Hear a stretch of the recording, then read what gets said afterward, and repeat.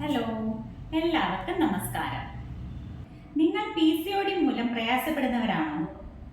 ഭക്ഷണത്തിലെ ചെറിയ മാറ്റങ്ങൾ കൊണ്ട് തന്നെ ആരോഗ്യത്തിൽ വലിയ മാറ്റങ്ങൾ കൊണ്ടുവരുത്താൻ നമുക്കാകും. ഹോർമോണുകളുടെ അസന്തുലിതാവസ്ഥയും ഇൻസുലിൻ റെസിസ്റ്റൻസുമാണ് PCODയിൽ വരുന്ന പ്രധാന പ്രശ്നം. അതുകൊണ്ട് തന്നെ PCOD നിയന്ത്രിക്കാൻ ശരിയായ ഒരു ഭക്ഷണക്രമം ആവശ്യമാണ്. PCOD ഉള്ളവർ ഡയറ്റിൽ ഉൾപ്പെടുത്തേണ്ടതും ഒഴിവാക്കേണ്ടതുമായിട്ടുള്ള ആഹാരങ്ങളെക്കുറിച്ച് ഇന്ന് സംസാരിക്കാം. ഞാൻ ഡോക്ടർ ശ്രീലക്ഷ്മി VS.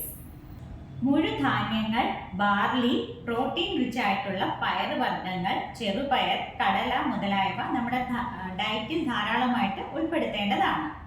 കൂടാതെ ധാരാളം പഴങ്ങളും പച്ചക്കറികളും ഉൾപ്പെടുത്തുക.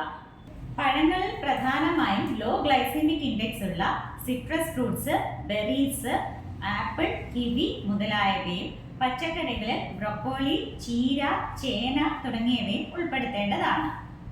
ഇതുകൂടാതെ വിത്തിനങ്ങളായ ചണവിത്ത്, സൂര്യകാന്തി വിത്ത്, മത്തൻ വിത്ത് എന്നിവയും ഉപയോഗിക്കാവുന്നതാണ്. കറുവപ്പട്ടയും ഇഞ്ചിയും ഇട്ട് തിളപ്പിച്ച വെള്ളം കുടിക്കുന്നതും ഫലപ്രദമാണ്. ഇതോടൊപ്പം തന്നെ വ്യായാമവും ശരിയായ രീതിയിലുള്ള ഉറക്കവും സ്ട്രെസ് മാനേജ്മെന്റും അനിവാര്യമാണ്. ഇഞ്ചി, വെളുത്തുള്ളി, കറുവപ്പട്ട, ജീരകം, ഉലുവ തുടങ്ങിയ സ്പൈസസും ആഹാരത്തിൽ ഉൾപ്പെടുത്തേണ്ടതാണ്. ഇഞ്ചിയും കറുവപ്പട്ടയും ചേർത്ത് തിളപ്പിച്ച വെള്ളം കുടിക്കുന്നതും ഫലപ്രദമാണ്. ഇനി എന്തൊക്കെ ഒഴിവാക്കണമെന്ന് നോക്കാം.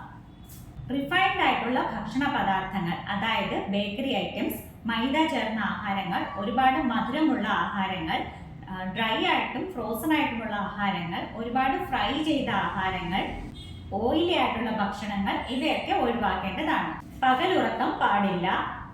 കാപ്പിയുടെ ഉപയോഗം പരിമിതപ്പെടുത്തുക. കൂടാതെ പാൽ ഉൽപ്പന്നങ്ങളും പരിമിതപ്പെടുത്തേണ്ടതാണ്. ടിപ്സിനായി ചാനൽ സബ്സ്ക്രൈബ് ചെയ്യുക. വീണ്ടും മറ്റൊരു വീഡിയോയുമായി കാണാം.